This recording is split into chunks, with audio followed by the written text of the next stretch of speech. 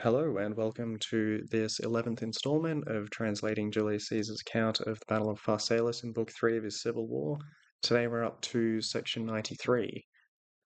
So after a lot of build-up, we're now at the basically first part of the engagement itself, where Caesar's going to cover fairly rapidly the progress of the battle and how things quite dramatically go wrong for Pompey.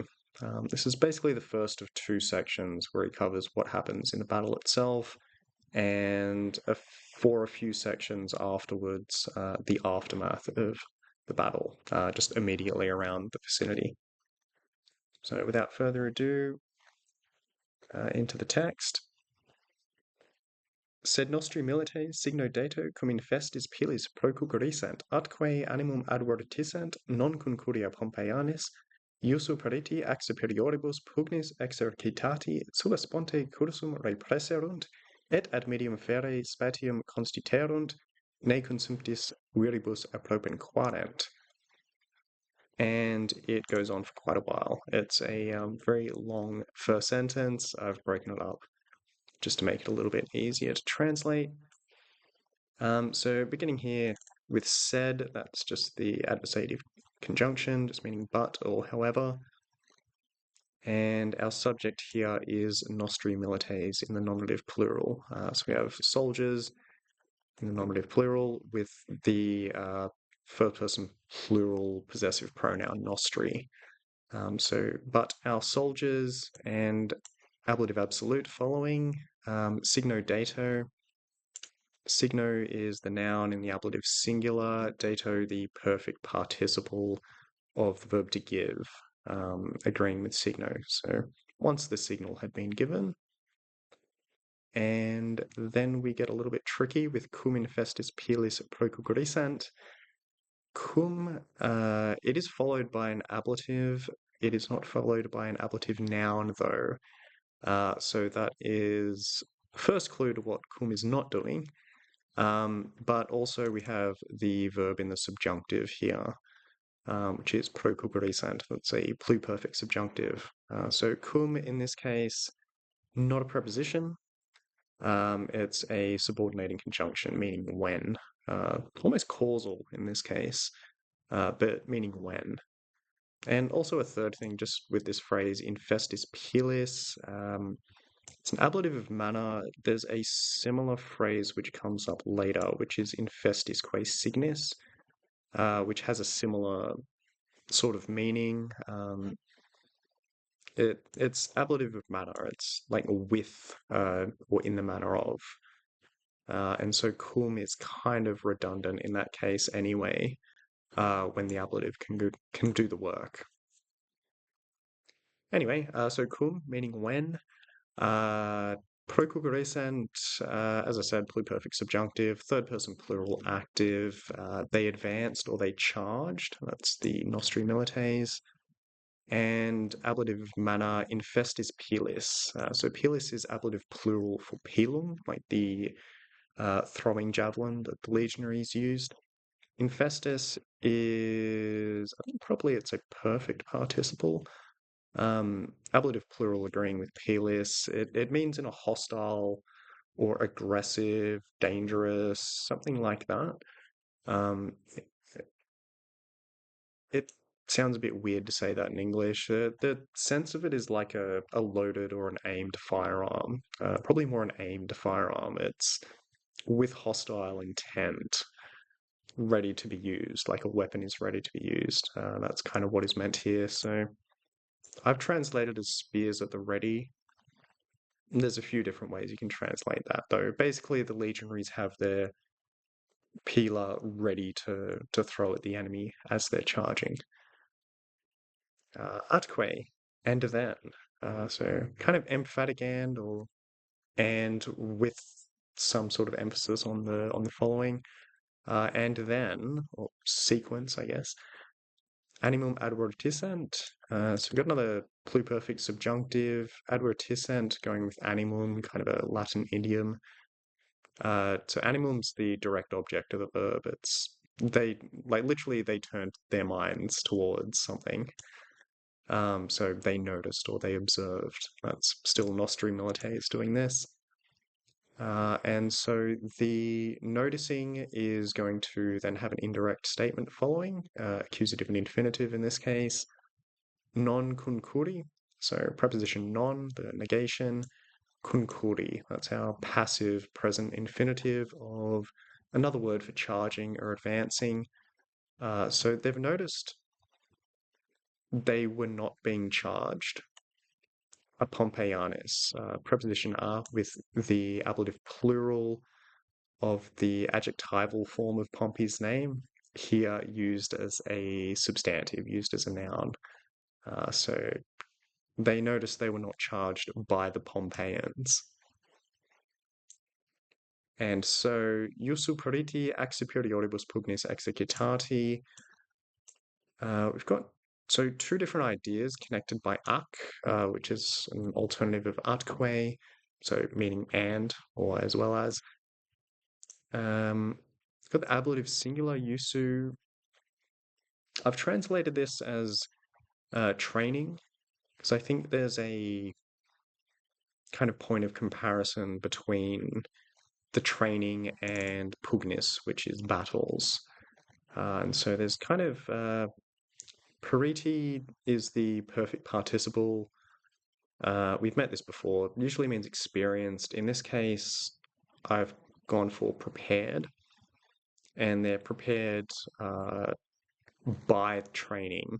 So they're prepared by their training and or as well as executati, another perfect participle. Sorry, these are both masculine, nominative plural. Again, experienced, something like that. In this case, experienced by or in superioribus pugnis. So battles, plural, and ablative plural. And superioribus is the comparative adjective, agreeing with battles.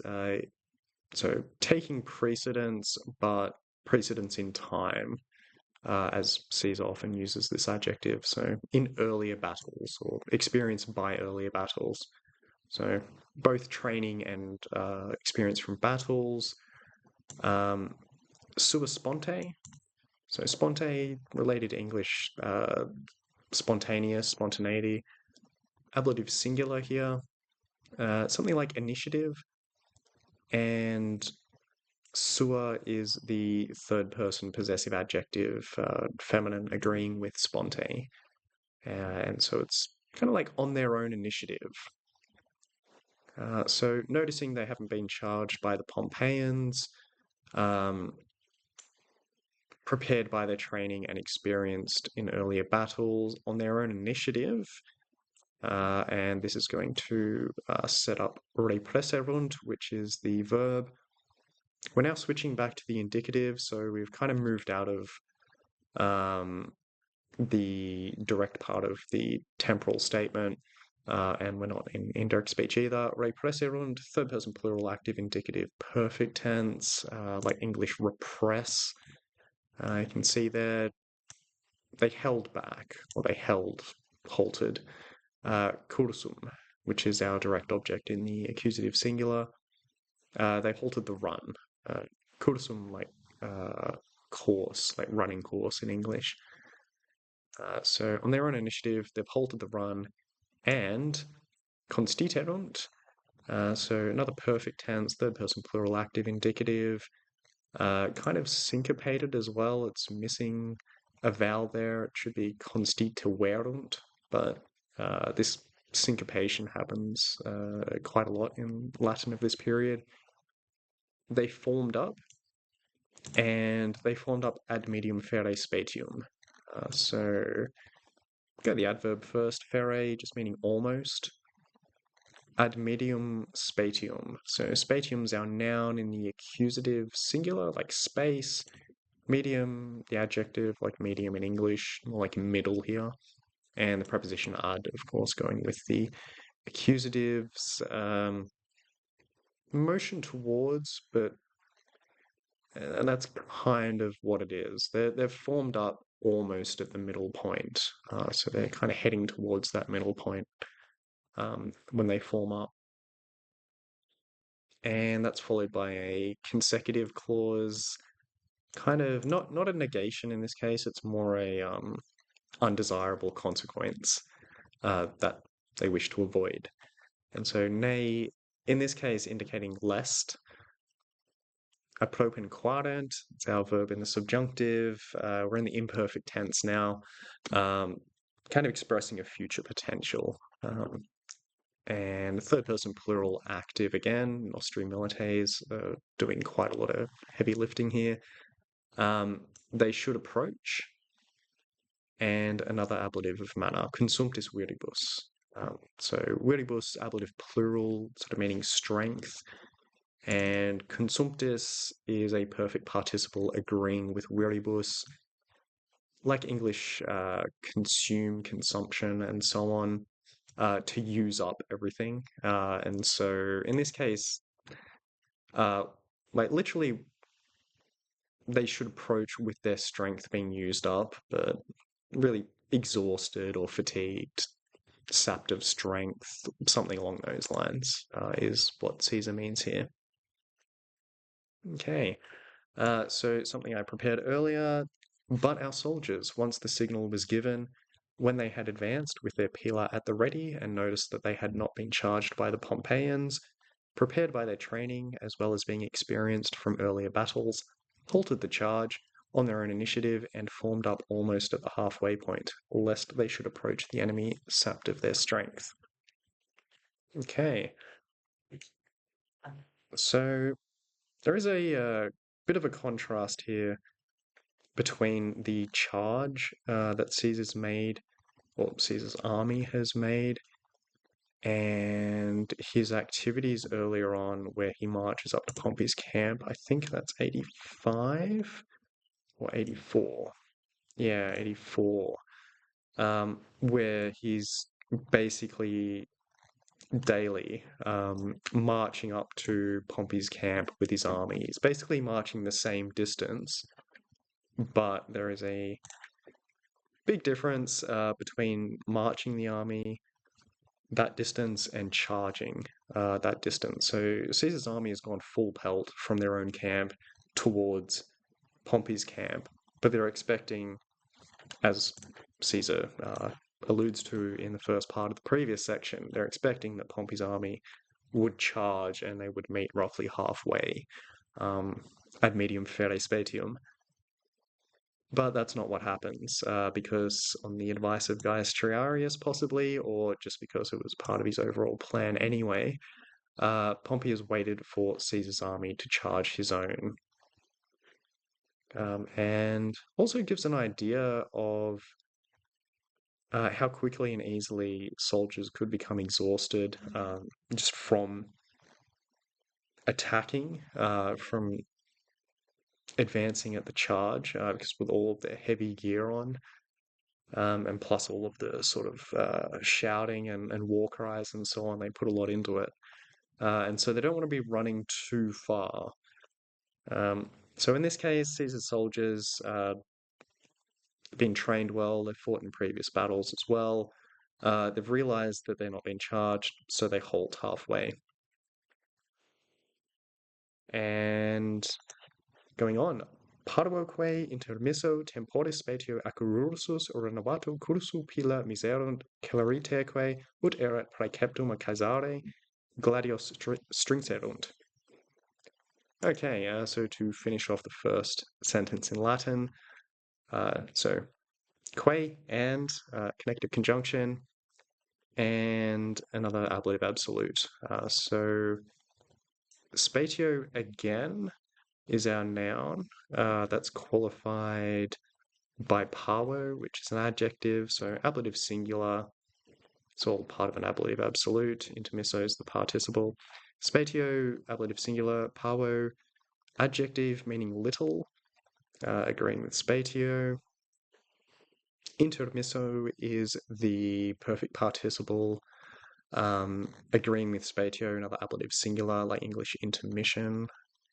And temporis, so we've got will that be partitive genitive, of time. So literally a little space of time having intervened. I think we met this actually almost this exact phrase. Yep. Except in this case, so going back to section 84, it was a longo spatio temporis intermisso.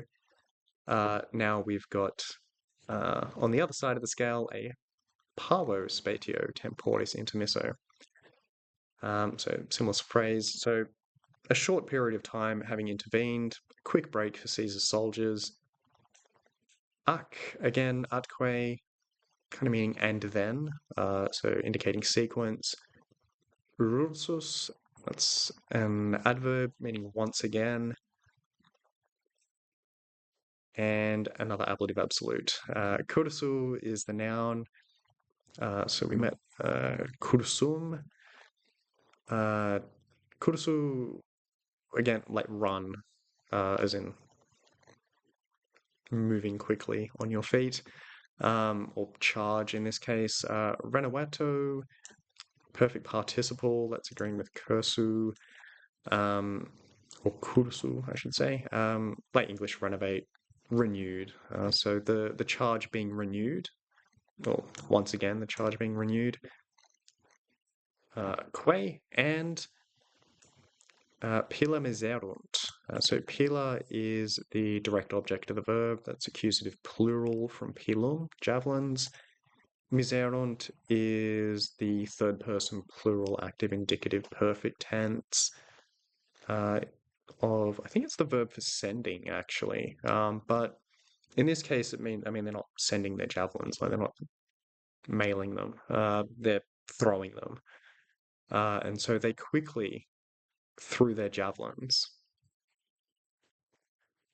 So charge being renewed, and they quickly threw their javelins, or rather, actually, so, and a small space of time having intervened, and then charge being renewed, they threw their javelins and quickly. So I think they're actually the cavalry, which is an adverb meaning quickly, is actually relating to this next part. So they threw their javelins and quickly put, in this case meaning as, because we've got an indicative verb following. That's one clue. So as erat praeceptum, it's a pluperfect passive, kind of impersonal here.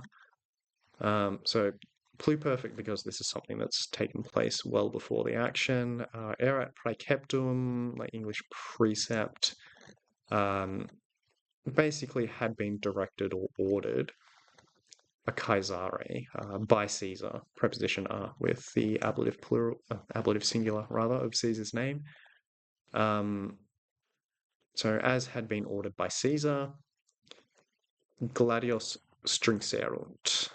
So stringserunt, another indicative verb, third person plural, active, perfect tense. They drew, as in to pull out.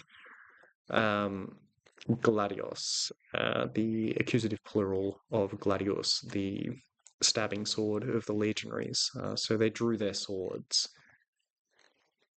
So interesting to note there that they had been ordered by Caesar to kind of shorten this phase of the battle, where they throw their javelins. We saw in, I think it was the last section, the advice, at least as Caesar reports it, given by Gaius Triarius, that the javelins would not have as much impact. Leviusque cassura pila sperabat, if the soldiers were to stay in position.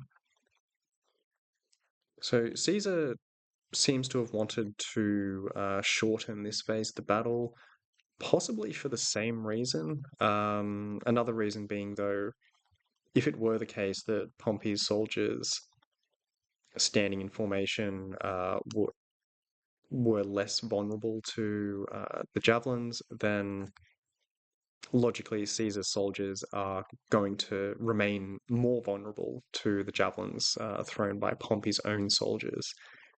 So possibly that second reason, especially, is why Caesar's ordered his soldiers to shorten the kind of skirmishing phase of the battle.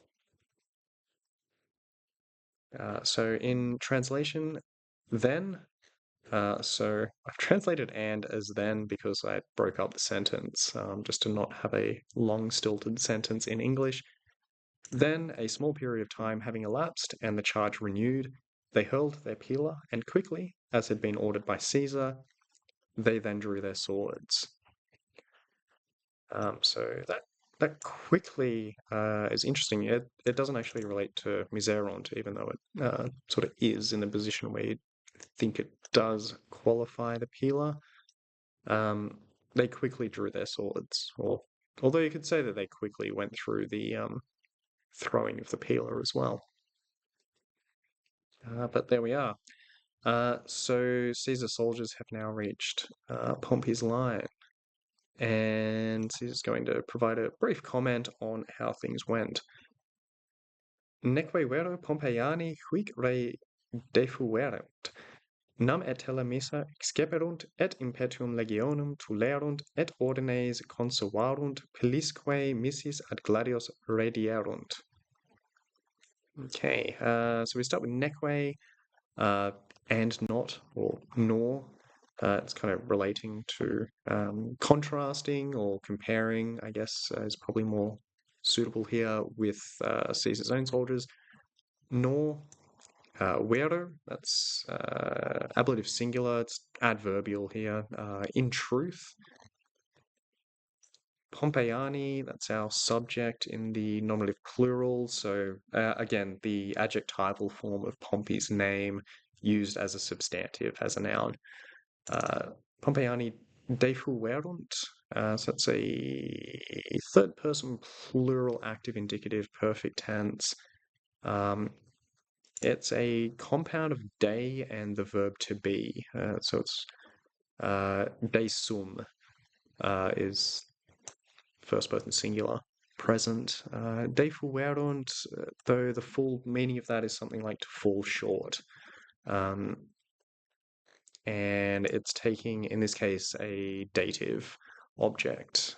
So they did not, in this case, the Pompeians fall short. Huicere, or yeah, basically fall short in, you might say in English. Literally this matter, huic being the demonstrative adjective, demonstrative pronoun, I should say, hic, haec, hoc. So dative singular, feminine, agreeing with ray. Ray from rays, like matter. Literally, this matter. There's a Caesar's for someone translating into a different language. Caesar's left quite a lot of room for whatever word you think is suitable there. I've gone with contest, but I mean, matter is the most literal. There's a lot of different ways, a lot of different words you can use there. The thesaurus is quite helpful. In any case, or case, the Pompeians did not fall short. Nam et tela missa exceperunt. 4, so not the number 4, but FOR. Nam 4, and then we've got the repetition of et here, so we're going to have a sort of both and expression. For they both, exceperunt, so another perfect indicative, third person plural active. Exceperunt, to receive, more like withstand in this case. Tela missa. So we've got the tela, that's accusative neuter plural of weapon, and missa, the perfect participle agreeing with tela. The discharged weapons or the thrown weapons. So they both received the discharged weapons or the thrown weapons. And tulerunt, another perfect indicative, third person plural active. They held off, literally like from tollere, to hold something up. They withstood, or they held off, held up against. Impetuum legionum. So we've got direct object impetuum, meaning attack or charge, and it's a possessive genitive following. So legionum, the genitive plural of legion. So they've held off the attack of the legions. They've also withstood the thrown missiles, and ordines consuarunt. So the verb, another perfect indicative, third person plural active, and another syncopated verb as well. It should be consuaverunt, but a few vowels get chopped out. So consuaverunt, like to conserve, and so really to retain. Ordines, that's our accusative plural direct object. So lines or formations. And so I might even say as well as, they retained their formations, supplying the possessive in English, and que, yeah, and this is our ablative again, pilisque missis, and pilisque missis, ablative absolute. So pilis, again, from pilum, ablative plural. Missis, perfect participle agreeing with pilis. So meaning sort of discharged or thrown. So the javelins having been thrown, that is their own javelins. Radierunt, and another verb in the perfect indicative, third person plural active. So Pompeiani, again, doing quite a lot in this pair of sentences. Radierunt, to sort of a combination of re and ire. Go back is literally what it means. In this case, more like resort to, and that's indicated also by the preposition ad with the accusative plural. Resorted to is probably the best. Ad gladios, again, swords in the accusative plural. So having thrown their own javelins, they resorted to their swords.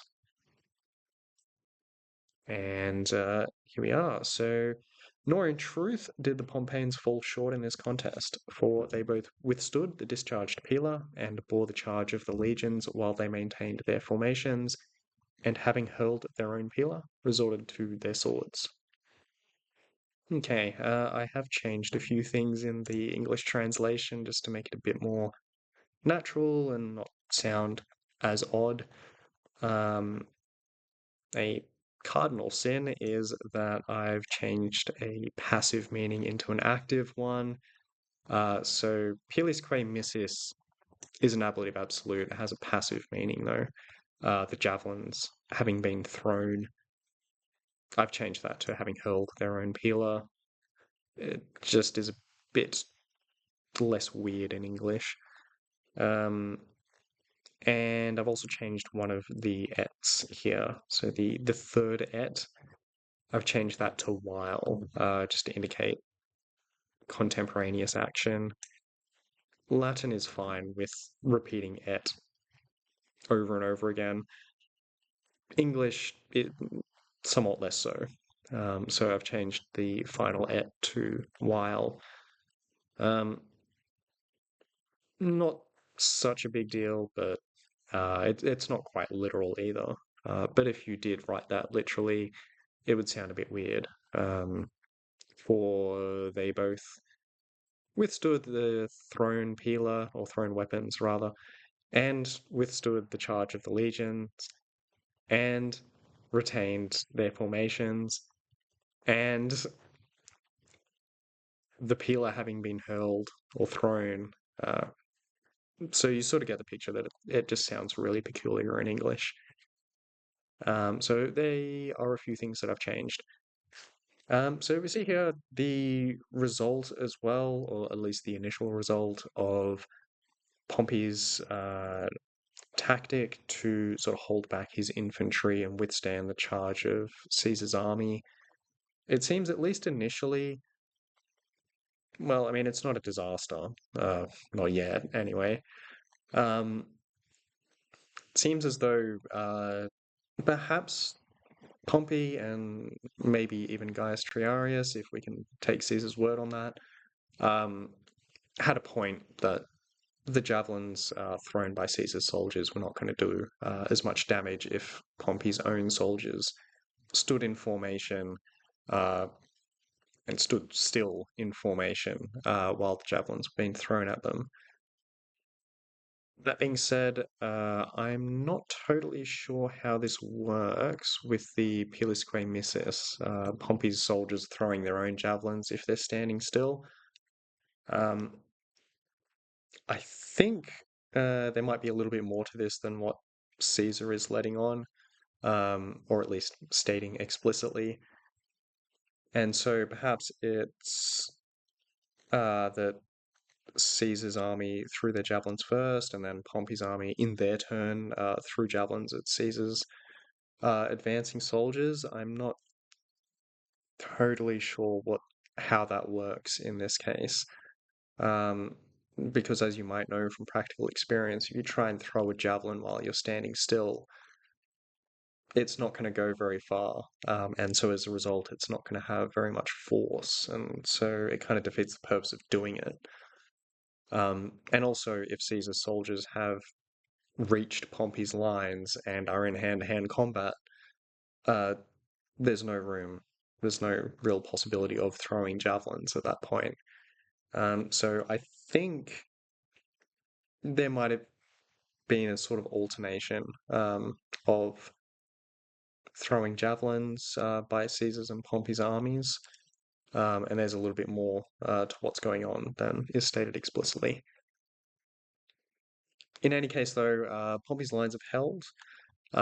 Caesar's far inferior number of troops have charged into them, and at this point, at least, don't seem to have made much of an impact.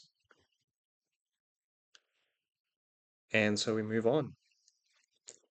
Eodem tempore equites ab sinistre Pompeii corner, ut erat imperatum universi procurerunt, omnisque multitudo segatoriorum se profudit. Quorum impetuum noster equitatus non tulit sed palatum loco motus cessit, equitesque Pompei hoc acrius instare et se turmatum explicare aciemque nostrem a latere aperto circumire coeperunt. Okay, that is a fairly long sentence, leaving plenty of opportunity for me to stumble over certain words. Okay, so we start with another ablative, eodem tempore. So tempore is the main noun meaning time in the ablative singular. Eodem, kind of pronoun agreeing with tempore here.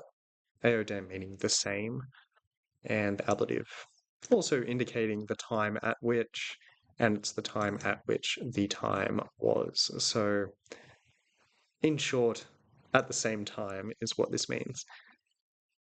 And so at the same time, we have our subject here, equites. So that's horsemen, so nominative plural. The horsemen. Yeah, okay, no, that's fine. We'll just keep going. Ab sinistro Pompeii corner. So preposition ab with the ablative singular corner here. So wing and sinistro agreeing with corner. That's our adjective. So left-hand side. So from the left wing, and we've got a possessive genitive here, Pompeii. So from Pompey's left wing. Ut erat imperatum. So another ut with a pluperfect passive, kind of impersonal verb here, as had been ordered.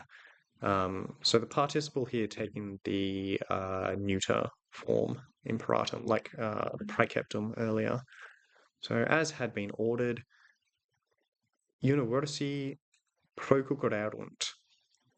So universi, an adjective agreeing with equites. You can kind of see universe from that.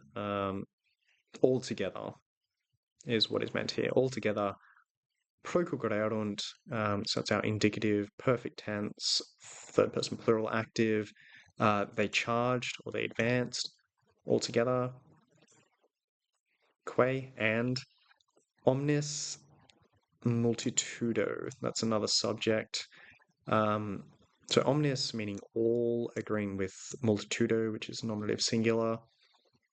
The entire multitude, but like horde or crowd, something like that. I've gone with horde. I think that's what kind of Caesar means here. And it's a horde of, like in English, sagittariorum. So we've got genitive plural of archer, like Sagittarius, archers. So the entire horde of archers. Caesar really means like all of the missile troops here, because it's archers and slingers, I think he's referring to, but he just uses archers here. Might say missile troops if you like. Se profudit. So another perfect tense. Third person singular, active indicative. Also reflexive. Note the reflexive pronoun here in the third person. Streamed forth is what this means. It's kind of a peculiarity of the Latin expression, the Latin verb, that it's reflexive, but just means streamed forth. So the entire horde of archers streamed forth, as well as the cavalry altogether advancing. Okay. Quorum impetuum noster equitatis non tulit. Okay, so quorum impetuum. So we got impetuum, that's our direct object. So actually we'll start with our subject, noster equitatis. So equitatus, different word to equites. Equitatus is closer to English cavalry in the sense that it's a collective noun. So it refers to cavalry in the like as in plural horsemen, but it's itself grammatically singular. And that's got noster, the first person plural, personal or possessive pronoun, agreeing with it. So our cavalry. And the verb here with a negation, so non tulit. That's the perfect third person singular active indicative. That was the other one.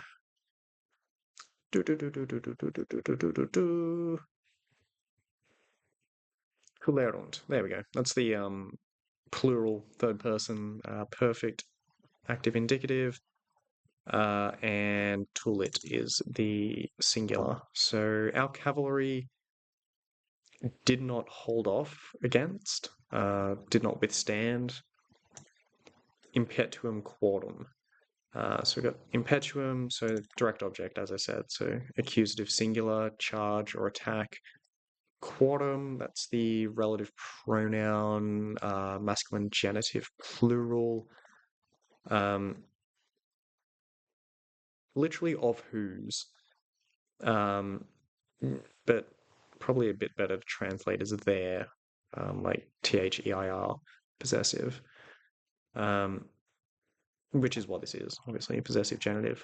So our cavalry did not hold off their charge or their attack, but paulatim, it's an adverb meaning little by little.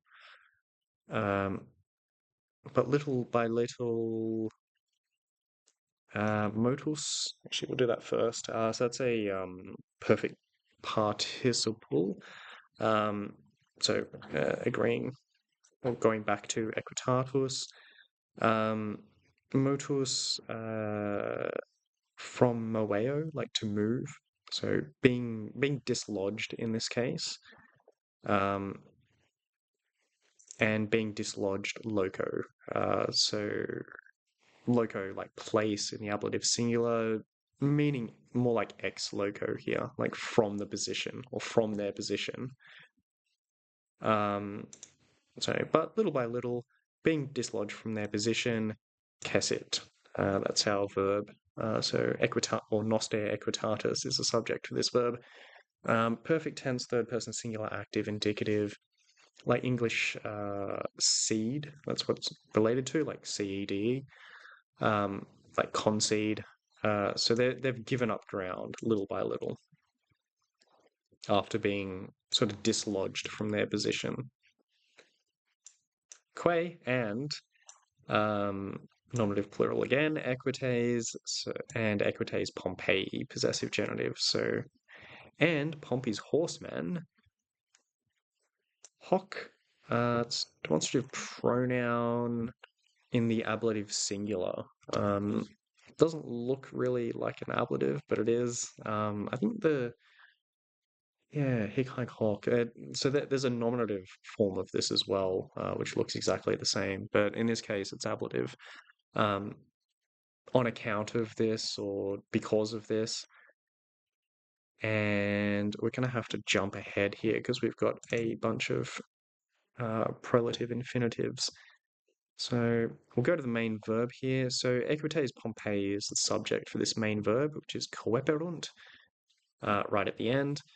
Third person plural active indicative perfect tense again. They began. So on account of this, you might say, and on account of this, Pompey's cavalry or Pompey's horsemen began, and they begin to do a few things. So the first thing they begin to do is acreos instare.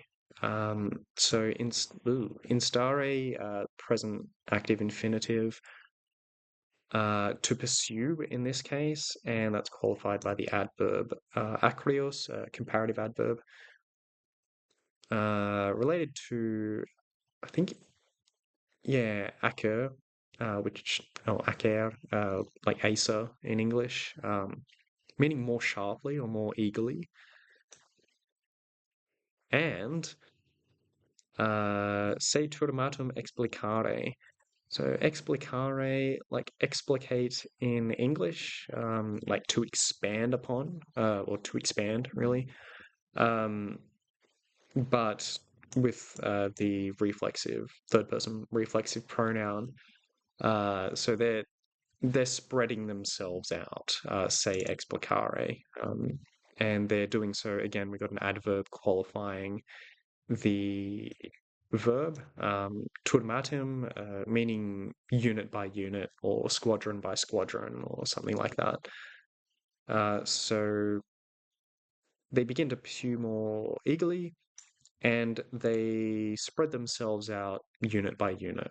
Explicare is another present active infinitive. And que circumere. It's another present active infinitive you may be shocked to learn. Circumere, like circum, encircle, and so surround. So they begin to surround, and aciem nostram is the direct object here. So aciem, battle line in the accusative singular, nostram, the first person plural possessive pronoun, agreeing with aciem. And so they begin to surround our line, our battle line, a latere aperto. Preposition a with the latere, ablative singular meaning side. We met this phrase before actually when Pompey was describing his battle plan. Latere side, aperto, literally open, but exposed. And so that's ablative singular agreeing with latere. So from the exposed side. So Caesar's cavalry have been attacked by the entirety of Pompey's cavalry at the same time, as well as all of the missile troops, and they've had to give up ground. In doing so, they've exposed Caesar's right wing of infantry. Basically, the cavalry, Caesar's cavalry, was there to sort of not entirely prevent, as it turns out, but at least hold off Pompey's cavalry getting through and making Caesar's right wing vulnerable. And so, having ceded the ground, Pompey's cavalry are now getting ready to surround and attack Caesar's battle line, as Pompey had outlined in an earlier section. Was that 87?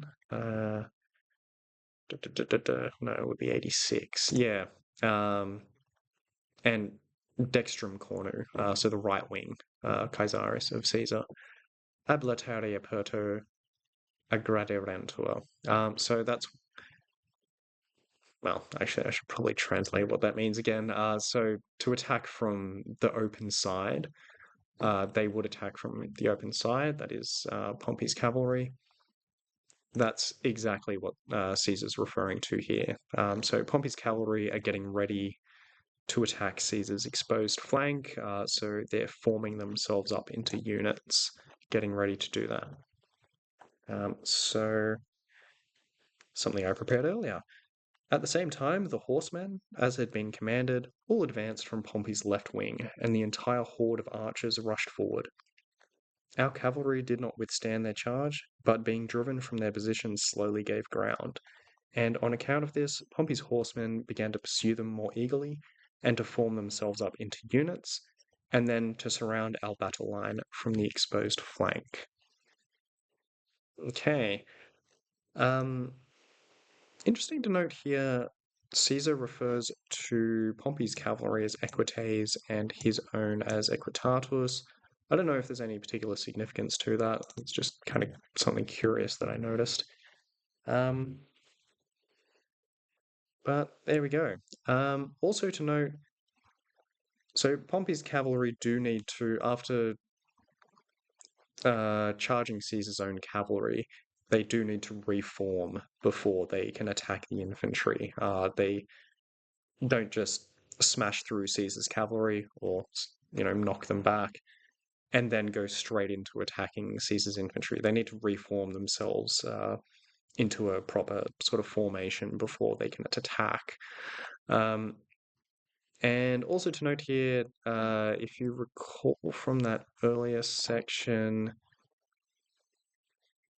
the Superius Institutum in Equidibus, where he has Caesar, that is, puts lightly armed troops amongst the cavalry to support them. And so that seems to have paid off a little bit here.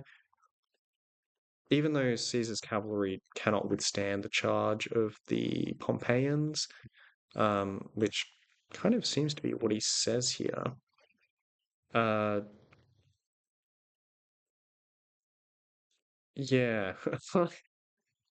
equitum mille etiam apertioribus lucus septem millium Pompeionorum impetuum. Not really what happened. And all the rest of that. Sustenere aderent. Well, I mean, they didn't really withstand it, though, in this case. There was no sustenere. But it does seem to have paid off in the sense that they've only given ground slowly, rather than just being driven out of the field or chopped to pieces. Okay, and moving on. Quod ubi Caesar animum advertit, quotae acie quam instituera sex cohortium dedit signum. Ille celeriter procurerunt in festisque signis tantavi in Pompeii equites impetium fecerunt, ut eorum nemo consisteret omnesque conversi non solum loco excererent, sed protius incitati fuga montes altissimos peterent. Okay, so things are about to go very pear-shaped for Pompey's army. Quod ubi Caesar animum advertit. So we begin here. Quod is the neuter relative pronoun in the accusative singular. This thing really is what is meant. Which thing is literal, but this thing, this, ubi Caesar animum advertit. So Caesar's our subject in the nominative singular. Once again, animum advertit, just meaning that in this case, Caesar noticed. Third person singular active indicative perfect, but again, that sort of idiomatic phrase. So animum is the or a direct object. It kind of pairs together with the verb though, and so there's the actual direct object, which is quod, but animum advertit kind of goes together. Caesar turned his mind towards this thing. Ubi is an adverb meaning where. Well, it actually does mean where, but in this case it means when, like a particular point, and so it derives a transfigurative meaning of time from its original literal, like physical meaning of a point in place, like in physical space.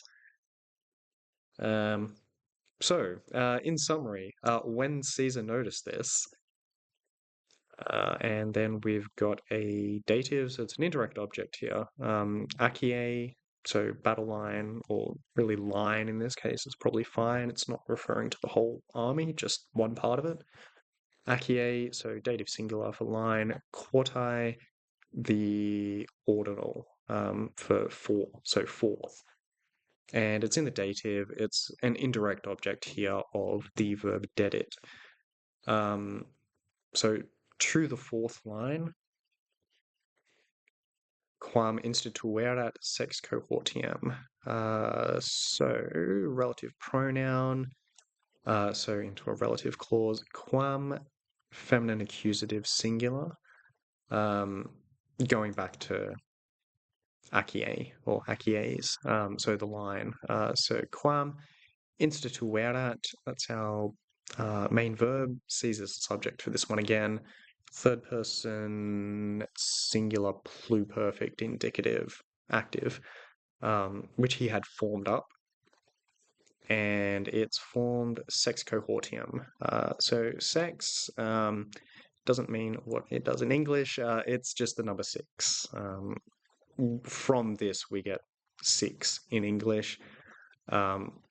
Sex in Latin is just the number six. So that's somewhat disappointing. And it's six of cohorts, cohortium being genitive plural.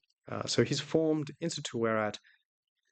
Since numbers are usually indeclinable, or often indeclinable, he's formed it from the six cohorts.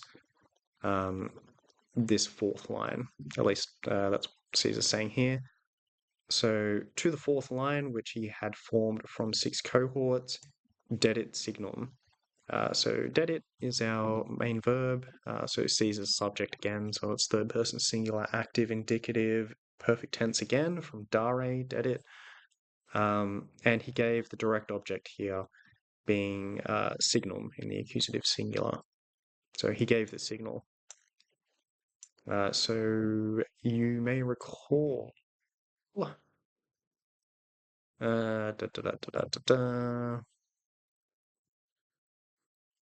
Yes, that he would give the signal with a flag, vexillo signum datorum. So that's what Caesar's referring to here. He's now given the signal with the flag or the standard. Illae celeriter procurerunt infestisque signis. Okay, so things are about to get exciting. Illae, that's feminine plural of the pronoun meaning that, like that over there. Illae referring to the sex cohortium. So feminine plural nominative, those, literally. Celeriter, adverb quickly. Procurerunt. So we've got the third person plural active indicative perfect. Again, they charged or they advanced. And this ablative of manner. So once again, this time infestis signis, not infestis pilis. Quae, of course, meaning and. Infest is Cygnus. So Cygnus is our ablative plural noun, like signon. Infestis, hostile, literally. So something I've gone for trumpets blaring. There's a reason for this, which I will cover when once I've sort of finished translating this sentence. Trumpets blaring, but basically the idea is that once they charge, uh, yeah, well, I mean, they're going to be blaring the trumpets. So however you want to translate that, there is a reason I'll get into why I've said trumpets blaring, but they've sounded the trumpets for the advance. And so they've charged, trumpets blaring. Tanta vi in Pompeii equites impetuum fecerunt. So our and. So even these cohorts, if you want to be a bit more specific, quickly charged, advanced, and with trumpets blaring. Let's just stick with that. Fecerunt, that's our main verb. So Eli is a subject for this verb as well. Third person plural, active, indicative, perfect tense. They made, literally, it's a kind of Latin idiom. So from facere, they made impetuum, a charge. So that's direct object of the verb. They made a charge. Tanta vi. It's ablative of manner. So we is the noun from which we get violence. And so it's kind of power or force or violence, if you like. And tanta is, we is feminine. Tanta agreeing with we here. And so such, like with such force, with such power, they made a charge in Pompeii equites. So preposition in with the accusative plural in this case of horsemen. So preposition in with accusative means to come up against. Kind of into or onto or against. And it's against equites Pompey, possessive genitive of Pompey. So against Pompey's cavalry, they've made a charge with such violence, ut, consecutive clause, so with such violence that, and our subject here is Nemo, not to be confused with the fish, so not one, aortum, so partitive genitive, aortum of the demonstrative adjective, used more like a pronoun here, so masculine genitive plural, not one of them, consisterat. So we're now in the subjunctive because we're in the consecutive clause, third person singular, active, imperfect tense. Consisterat, you can sort of see consistency there. And it actually relates to standing. So it's really not one of them. Something like could hold his ground. Not one of them could stand, literally, but could hold his ground. Quae and omnes conversi. So we've got the yeah, I think that's substantive actually. So omnes, it's nominative plural adjective meaning all. I think it's substantive here though. It's actually functioning as the subject for this verb. Omnes conversi. Now it's plural because we're now referring to the aortum. We're referring to the them in the plural rather than just one of them. It's all of Pompey's horsemen now. So omnes, so all conversi, that's a perfect participle in the plural, literally being turned around. So if you imagine Caesar's troops have charged Pompey's cavalry, they've all been turned around. They've all been put to flight though. They've been forced into reversing their direction. So all being put to flight or routed, even if you like. Non solum loco excedarant. So solum, like solo in English, like solitude, being alone. Uh, Han Solo is cool because he's kind of a loner. It's a very stylish kind of solitude. Guy who does everything himself. Non solum, not only excedarant, so we're in the subjunctive still, imperfect tense, third person plural active. Excedarant, so related to this same verb cessit, like to seed, concede in English. Not exceed, though. That's not really what this means. It means to really they not only withdrew, is what this means, and again, loco ablative singular, meaning really ex loco, from the position. So they withdrew. Not only they withdrew from their position, said, but Proteus adverb immediately. Incitati fuga. Incitati, like incited in English, but in this context especially, there's a much more sort of powerful force of meaning behind it. It's something more like compelled. So perfect participle, um, plural, masculine, nominative. Incitati, yeah, being compelled. Fuga, ablative instrument here, by flight. Montes altissimos peterant. Peterant, another imperfect subjunctive, third person plural active, related to English petition. They sought, in this case, they sought out Montes altissimos. Montes, as you might imagine, is mountains, accusative plural, and it has the superlative adjective altissimos agreeing with it. Altissimos, highest. So they've sought out the highest mountains. And there we go. So in translation, when Caesar observed this, he gave the signal to the fourth line, which he had created out of 6 cohorts.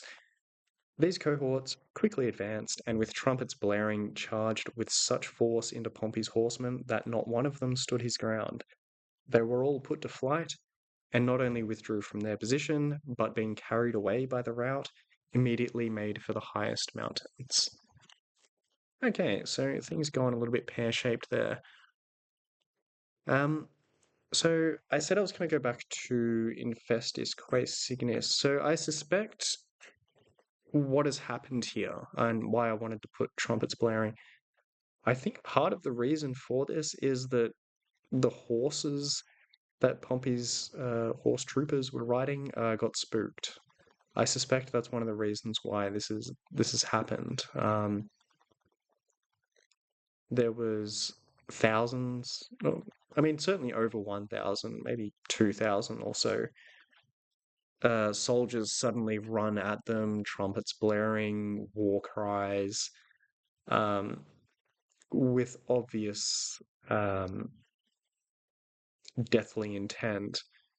So I suspect that part of the reason Pompey's cavalry have fled is that the horses just got absolutely freaked out by this.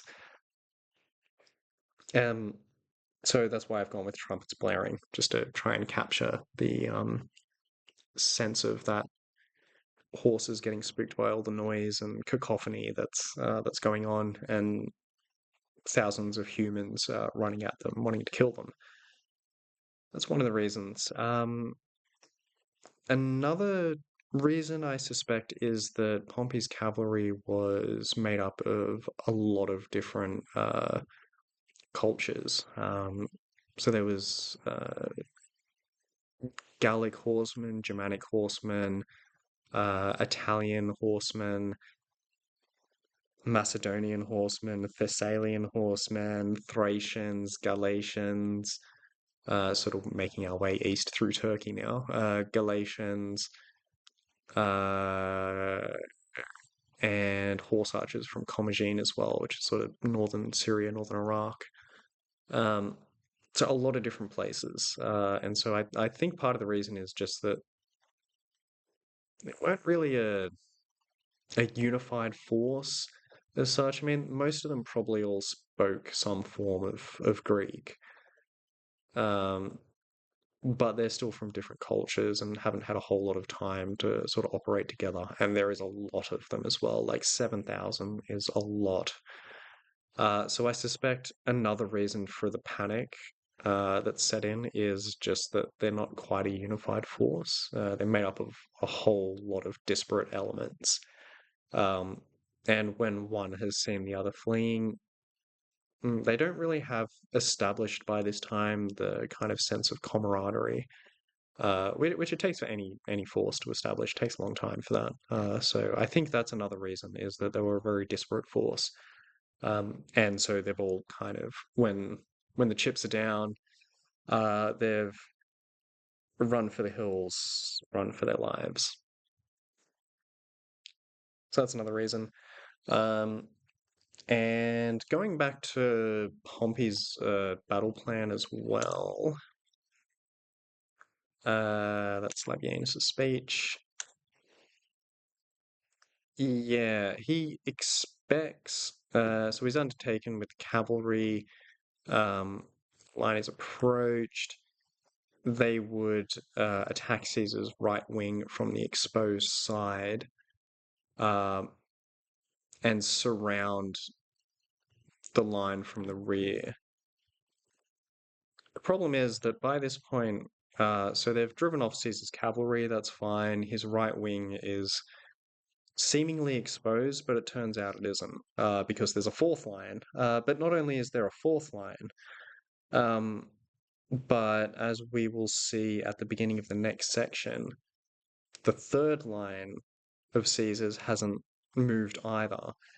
So they're trying to surround Caesar's right wing, but there's a third line of infantry standing there, which isn't supposed to be there. And there's a fourth line of infantry, which isn't supposed to exist at all.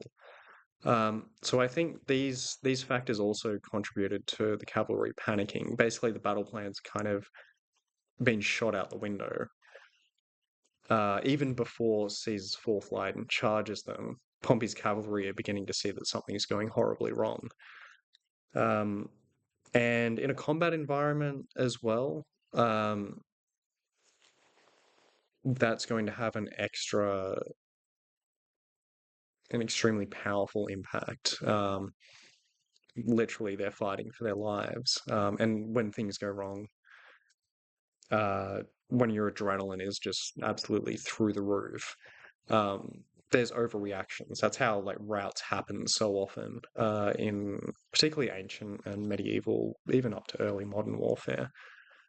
Is just because people's emotions just their reactions to things are so over the top because of the adrenaline rush that they're receiving, that things that go wrong are very, very, very wrong. And that's what has happened here as well, I think. And as we'll see, I think this has also happened to Pompey's left wing as well. And so without a whole lot of like camaraderie and training and experience and so on, these routs can happen very quickly and easily. And yeah, so that was my thoughts on the fourth line charging Pompey's cavalry. As a final note on that as well, in older editions especially, uh, and older accounts of the battle, they will say that Pompey's cavalry charge into Caesar's spearmen. That's not the case. It's Caesar's fourth line who has charged into Pompey's cavalry. Um, and I think this is just one example of where the role of spearmen and pikemen, particularly in ancient warfare, but also to some extent in medieval and early modern warfare, the role of pikemen is somewhat misunderstood. They were a lot more aggressive than I think they're given credit for. And there's often descriptions that pikemen just basically stood around waiting for cavalry or other infantry to just sort of run and impale themselves on their pikes. But pikemen were often offensive troops, and so it's certainly the case with the Macedonian pikemen, um, and to some extent with the Scot pikemen as well against the English, like much later on in medieval times. I think it was. I'm just going off the top of my head now. I think it's. Oh, is it Stamford Bridge? Stirling? Anyway, doesn't quite go the way the movie Braveheart uh, dis displays it. The pikemen attack the English cavalry, and that's why they're so effective. They charge into the knights. They're not waiting for the English knights just to impale themselves on pikes. Anyway, okay, enough of me crapping on. Let's move on to the last sentence. Quibus summotis omnes sagittari funditoresque destituti inermes sine praesidio interfecti sunt. Eodem impetu cohortes sinistrum conu pugnantibus etiam tum ac resistentibus in acie Pompeianis circumierunt eosque ad tergo sunt adorti. Okay. So we're starting off with an absolute here. Quibus summotis. So quibus is our relative pronoun. Ablative plural. These men, or which men, literally, but these men. In English, summotis is the perfect participle agreeing with quibus, kind of a compound. Sum moveo, like move. And so the sense of this is these men having been driven off. Which men having been driven off. But these men haven't been driven off. And our subject is coming. Omnes sagittari funditoroi. Ooh, pardon me. See, we're almost at the end, and now I'm stumbling even worse. Funditoresque.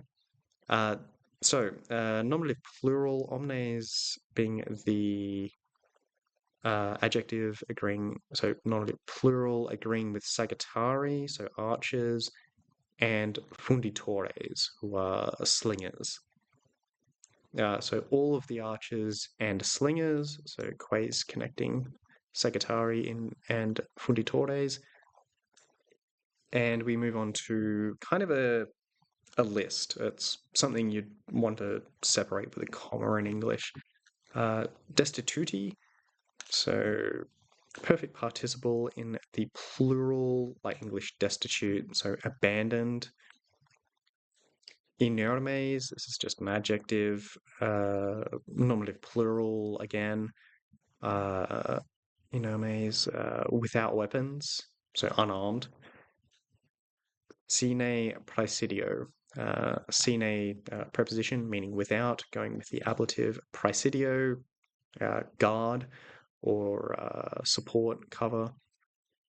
So abandoned, unarmed, without support, without cover, without protection. Interfecti sunt. That's our perfect third person plural passive indicative. They were killed. So Pompey's cavalry having been driven off by Caesar's fourth line, that's exposed all of the archers and slingers who not only abandoned by the cavalry, obviously, who were there to provide protection to them in case they were attacked, but they're unarmed as well, or they're not armed in any manner which is going to give them protection against an attack by heavy infantry, and so they were killed. And that's what's that, 4,200 soldiers of Pompey's or thereabouts. Eodem impetu cohortes sinistrum conu, and yeah, I'll leave it there for the minute. Eodem impetu, so eodem we met earlier, meaning the same, and This time it's not temporal, it's an ablative of means or instrument in this case, impetu. So attack in the ablative singular by means of the same attack. And cohortes is our subject. So cohort in the nominative plural, really meaning these cohorts, the fourth line cohorts, those quam instituerat sex cohortium, the fourth line. So fourth line cohorts by means of the same attack. And the verb is here. That's our main verb. Circumierunt. You might guess that means they surrounded or encircled, and you'd be quite right about that. Third person plural active indicative perfect tense. So they surrounded Sinistrum cornu. So cornu in this case is accusative singular, direct object of the verb. Fourth declension neuter noun. So it's got what could either be your favorite or your least favorite morphology. Sinistrum, the adjective agreeing with cornu, so left-hand side. So they've surrounded the left wing, or yeah, they've surrounded the left wing. And pugnantibus, this is a present participle ablative plural, used substantively here though. So from pugnare, which actually we made a noun for form this pugnus, like battle, fighting. Pugnare, to fight. And so the form here, it's substantive. In the ablative, it's quite versatile. Participles in the ablative. I think in this case, at the time those were fighting, like those soldiers were fighting, something like that. Etiam is an adverb meaning already. So by means of the same charge, the cohorts surrounded the left wing at the time those soldiers were already fighting. Tum, adverb, meaning next, like next in a sequence, next or and then. Ac resistentibus in Achaea Pompeianis. Yeah, because it's the Pompeianis who were doing the fighting. So they've surrounded the left wing where the Pompeians were already fighting, or at the time rather, that the Pompeians were already fighting. So Pompeianis is another ablative plural. Pugnantibus is agreeing with Pompeianis, which is also a substantive, but a substantive adjective. So at the time, the Pompeians, or where the Pompeians were already fighting, as well as, so arc, as well as resistentibus in Achaea. So resistentibus, another present participle or ablative plural. Not really resisting, not in the sort of usual sense. It means, in this case, resistentibus means those standing ready, like standing firm. So, I mean, in that sense, it's kind of resistance, but resistance in the sense of just standing firm somewhere. It's not necessarily that there is some oppressive force somewhere, although maybe there is an oppressive force coming in the form of Caesar's fourth line. In any case, though, those standing firm, those standing ready in Achaea, preposition in with the ablative singular of battle line. So those standing in the line, so in other words, those not in the sort of front cohorts that are already fighting, but those standing in the middle and rear cohorts who are sort of standing ready to take the place of those who are killed or who withdraw. So if you remember, legions fight if you think about it like a football formation, it's 4-3-3. So they've got 4 cohorts at the front, 3 in the middle, 3 at the rear. So the 3 in the middle, 3 in the rear is what is meant here by resistentibus in Achaea. So the fourth line cohorts have now surrounded not only those fighting on the left wing, but those in the middle and rear cohorts. So they've gone all the way around, as will be made clear in a second. Eosque atergo sunt adorti. Que and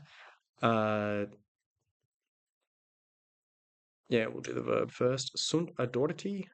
So that's a deponent verb, so it has a passive form for an active meaning. This is third person plural active perfect tense. They attacked, so it's the fourth line cohorts. They attacked, and they attacked literally them. It's the demonstrative adjective, accusative, masculine plural used substantively, so it's kind of like a pronoun. Attacked them, and ablative of manner atergo. So preposition a with the ablative singular, tergo meaning rear. So they've attacked them from the rear. So as I said, they've gone all the way around the cohorts fighting and those standing ready to take their place. They've gone all the way around and attacked from the rear. And here we go. So in translation, these men having been driven off, the archers and slingers, abandoned, unarmed, and without protection, were killed. In the same charge, the fourth line cohorts outflanked the left wing, the soldiers of which were already fighting, and then those standing ready in Pompey's battle line and attacked from them from the rear. Okay. We could probably change that actually, because it's really the Pompeians who were already fighting. So it's probably not the best translation, but it all means the same thing. Like it is Pompey's battle line, but the proper translation would be that they'd surrounded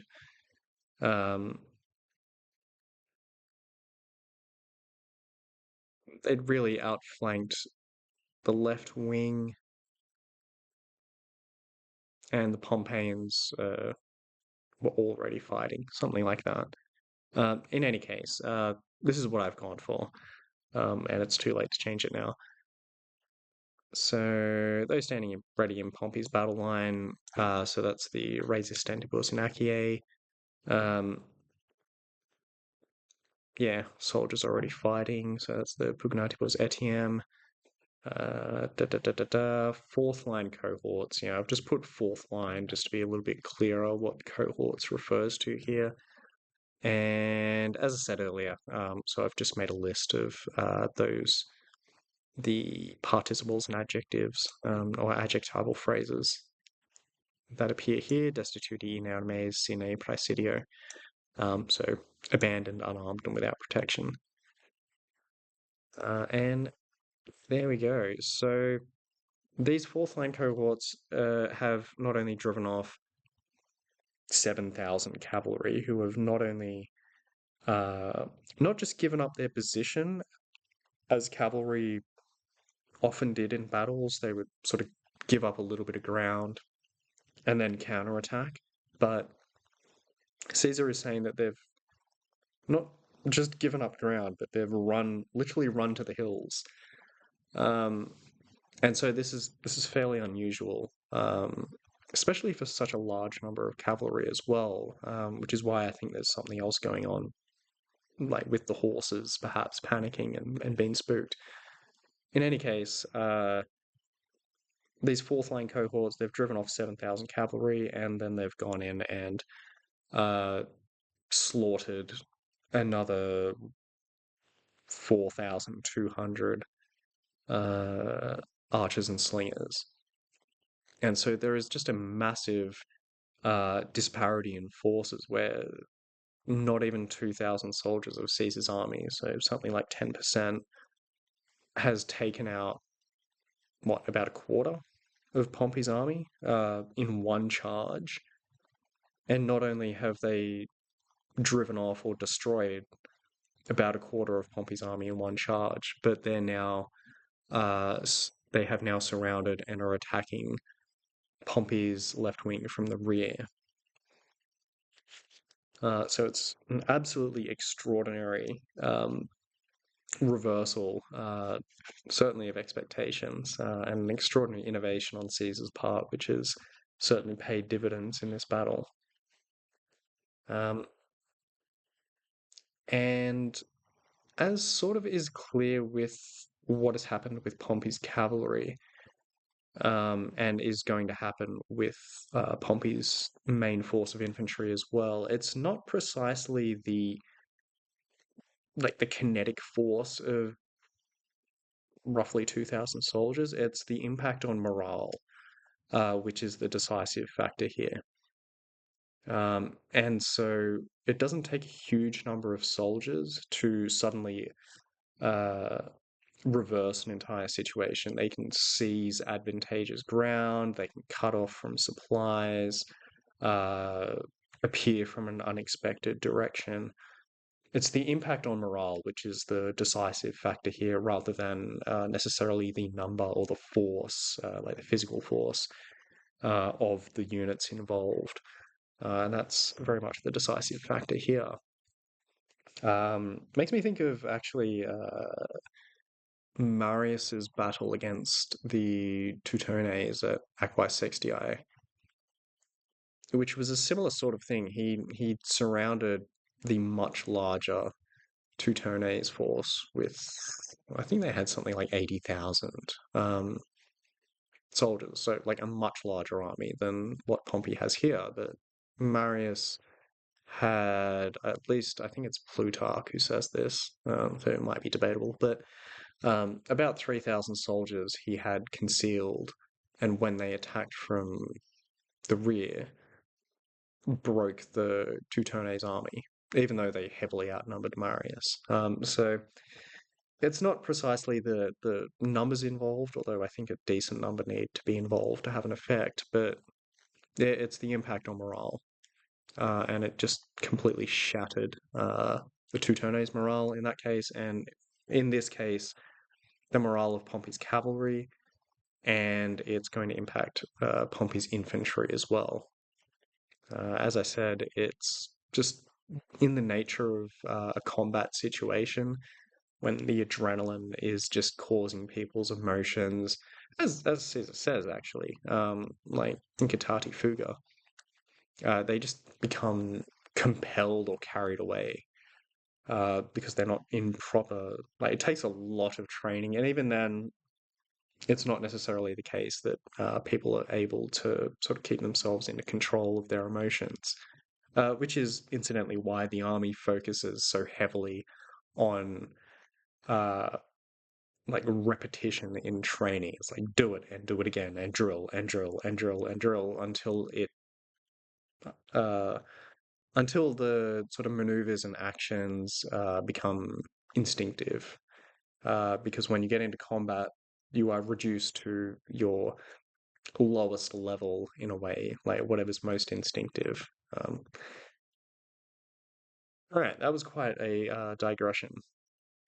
And just to wrap this up, I did put some work into a diagram of the battle just to get a visual on what's going on. So we'll see how this goes. This is me attempting to utilize my limited HTML and JavaScript skills, but we should have that up there.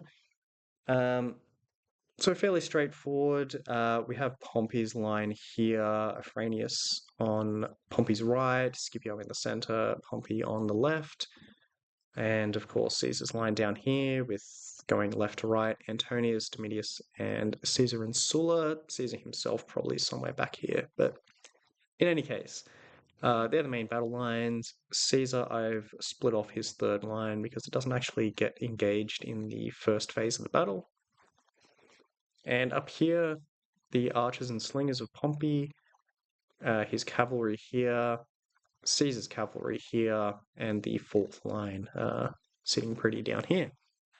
And let's see how we go with JavaScript. So the first phase of the battle is Caesar's front line, basically the first 4 and 3 of his legion's cohorts advancing, and Pompey's and the cavalry engagement basically on Caesar's right, Pompey's left. So there we go. They all move together. So we've got the infantry engagement starting here. There's also the cavalry engagement here. Pompey's much larger force of cavalry and slingers. So at this point, it's actually about 11,000 soldiers to Caesar's like 1,000 odd. Equestre expeditique as well, though, so light armed troops. Next part, Caesar's cavalry withdraws, paulatim, little by little. I think the archers and slingers would stay here. I don't think they're pursuing. At this point, they've basically done their job. And it's a little bit dangerous to start firing into the hand-to-hand combat. We're not Edward I in Braveheart. We're not quite content to hit our own soldiers so long as we hit theirs as well. So I think they're sort of hanging back here. In any case, Caesar's cavalry basically routed, but not quite. They're withdrawn with Pompey's cavalry in pursuit, and they began to turmatum explicare, to sort of, or say turmatum explicare, to form themselves up. But 6 cohorts of the 4th line already here. And as we see, the 3rd line still hasn't been engaged either. So that's, I think, going to be clearly visible to Pompey's cavalry. That, hang on, there's a 3rd line here, there's a 4th line here, and we can't engage in this space yet. And so, surprise, surprise, the 4th line attacks. And Caesar's cavalry, I think, gets out of the way at this point. I don't know where they go. I do know from we know, as people who have read Caesar, he has 800 cavalry when he pursues Pompey to Egypt after this battle. So most of them get away. They're withdrawn to somewhere safe, I think. In any case, 4th line attacks Pompey's cavalry. And of course, eodum nemo consisterat. So they flee and are gone, disappear into another dimension, or run to the hills, run for their lives because they're Iron Maiden fans. And that leaves the archers and slingers exposed here. And so the 4th line goes on to then take them out and run past the Pompeians who are already fighting, as well as those standing in the rear ranks. And then they're going to get into position, basically attack them from the rear. So Atergo adorti sunt, or Eos Atergo adorti sunt. And the 3rd line's going to engage, but that's for the next section. In any case, so that's just my diagram that I've put together with my limited skills. Something else to note as well, I'll just refresh to get us back to the start. One of the reasons which has been put forward, was put forward like over a century ago actually, by a chap named Arthur Searle, who had inspected what he thought was the battle site. May also actually be the battle site, we're not sure about that, but because it is Greece, which is a fairly mountainous country, there's not a whole lot of flat ground to be had, and that which does exist is often quite rough and broken up by like sort of bushes and large rocks and small streams, that sort of thing.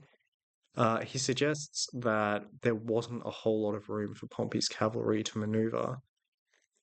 And so maybe one of the reasons, or another one of the reasons, that Pompey's cavalry were routed so quickly and easily is they literally had nowhere to go when Caesar's 4th line attacked them. There was no room for maneuver. And so as soon as the first ranks of Pompey's cavalry literally turned around and started bailing, there's nowhere to go. There's either forward into certain death or back to the highest mountains, because they were hemmed in by the nature of the ground. So it's another possibility. That may also explain why Pompey wanted Caesar's infantry to charge his own rather than advancing to meet them is also to maximize the amount of space that Pompey's cavalry would have had to maneuver around Caesar's infantry, so they actually could surround them. Otherwise, they just wouldn't have had enough ground to work with. So, an interesting suggestion. I don't have any way of proving whether that's right or wrong. Just something to think about, though. And there we have it. So, I think that will do. I've been talking for a very long time, and I'm going to have a very sore throat after this. Hopefully, that was interesting and enjoyable and educational. I know I enjoyed it at least. So, if you've tuned in, thanks for listening. I will have the next section, which is section 94, ready. I don't know when I'll have that ready, actually, sometime in the future. So thanks for tuning in. Stay safe, take care, and toodle pip.